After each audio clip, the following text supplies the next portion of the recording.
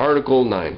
The United States in Congress assembled shall have the sole and exclusive right and power in determining on peace and war, except in the cases mentioned in the 6th article, pirates and such, of sending and receiving ambassadors, entering into treaties and alliances. Hold on for a kind of a big sentence, and there's a funny bit at the end though. Provided no treaty of commerce shall be made whereby the legislative power of the respective states shall be restrained from imposing such imposts and duties on foreigners. And here's the funny part. They could be restrained from imposing such imposts and duties on foreigners as their own people are subjected to. As their own people are subjected to. So, okay?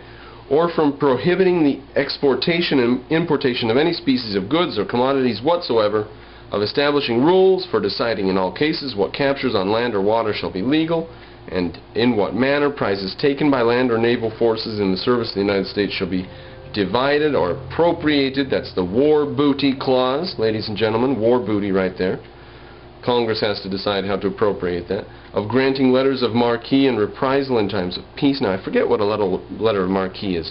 M-A-R-Q-U-E. I did look it up one time when I was rewriting the Constitution before, but I have forgotten. Appointing courts for the trial of piracies and felonies committed on the high seas, and establishing courts for receiving and determining finally appeals in all cases of captures. Now, that bit about the felonies on high seas, the high seas is a different thing than any given state. So the laws of this, that, or the other state might apply here, there, and the other place, but the high seas is different. Okay, and then courts, in order to determine finally the appeals in all cases of captures. The court decides what they're going to do with all the stuff they capture, provided that no member of Congress shall be appointed a judge of any of the said courts. Okay. The United States in Congress assembled shall also be the last resort on appeal in all disputes and differences now subsisting or that hereafter may arise between two or more states concerning boundary, jurisdiction, or any other cause whatever, which authority shall always be exercised in the following manner. So, it says the United States in Congress takes full responsibility for all disputes in the future between the states, and you have to resolve them through Congress. You don't get to resolve them between yourselves. And there were like near land wars with live shooting between the states at times. So this was a very real problem. And we luckily get to skip that whole thing, which is a little over a page long in my incredibly high-sized 14-bit font that I accidentally printed in. About half a page if you put it in 10-size font of just stuff we don't even need to worry about, because when we set up a state in the future, we're not going to have to worry, I hope, about bickering states fighting with each other over territory on their borders. Okay.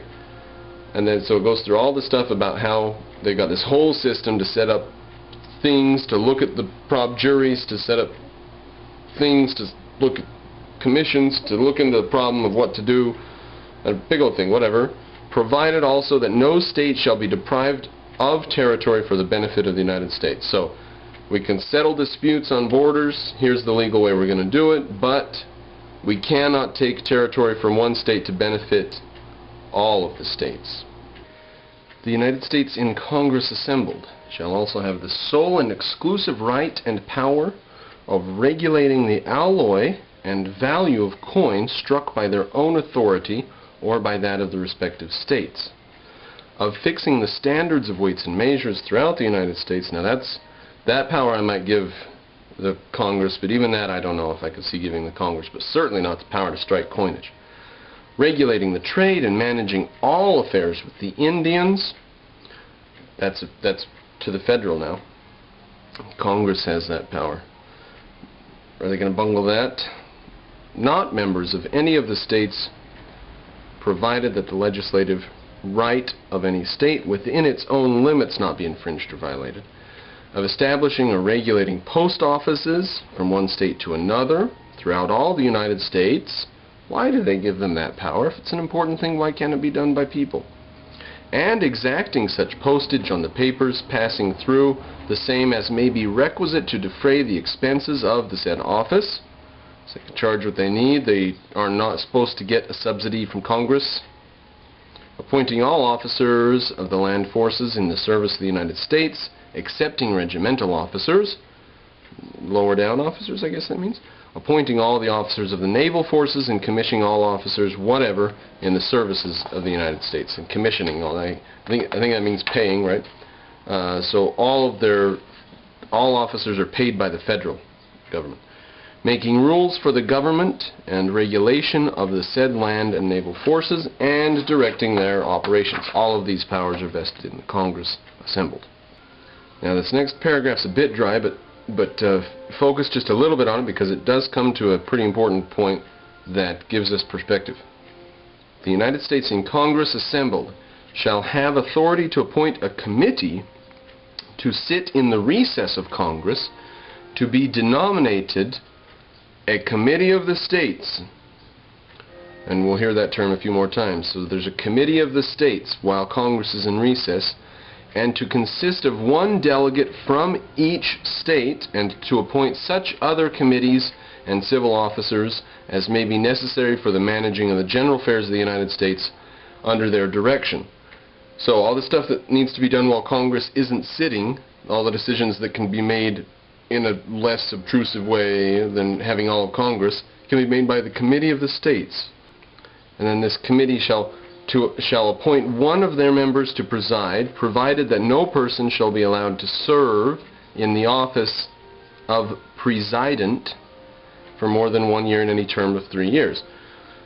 So one of the member of the 13 on the committee presides. That's the person who is the president. President is how we say it now. To ascertain the necessary sums of money to be raised for the service of the United States, and to appropriate and apply the same for defraying the public expense. So they have to ascertain where money is needed, how much is needed, and they have to write the checks. To borrow money, to emit bills on the credit of the United States, transmitting every half year to the respective states on account of the sums of money so borrowed or emitted. So we give you an accounting every 6 months. To build and equip a navy, to agree upon the number of land forces, and to make requisitions from each state for its quota. So it gets to recruit people from the states. It has that authority. In proportion to the number of white inhabitants in such state, which requisition shall be binding. Yeah, right. It was very difficult for them to actually get the soldiers they asked for. And thereupon the legislature of each state shall appoint the regimental officers, raise the men, and clothe, arm, and equip them in a solid-like manner. A solid-like manner, none of these mushy soldiers. At the expense of the United States. Check to be written by Congress. And the officers and men so clothed, armed, and equipped shall march to the place appointed and within the time agreed upon by the United States in Congress assembled. So they take orders from Congress. But if the United States in Congress assembled shall, on consideration of circumstances, judge proper that any state should not raise men, or should raise a smaller number of men than the quota thereof, such extra number shall be raised, officered, clothed, armed, and equipped in the same manner as the quota of each state. Got all that? Unless the legislature of such state shall judge that such extra number cannot be safely spread out in the same. So you shall do such and such unless you can't, because it's just not safe. In which case they shall raise and so on and equip as many as they judge can be safely spared. So what if we can't do what Congress or whatever wants us to? Well, then you do what you can. Oh, all right. Okay. And the officers and men so clothed, armed, equipped, shall march to the place appointed and within the time agreed by the United States Congress assembled. They take their marching orders again from Congress. The United States in Congress assembled shall never engage in a war, nor grant letters of marque or reprisal in time of peace, nor enter into any treaties or alliances, nor coin money, nor regulate the value thereof, nor ascertain the sums and expenses necessary for the defense and welfare of the United States, or any of them, nor emit bills, nor borrow money on the credit of the United States, nor appropriate money.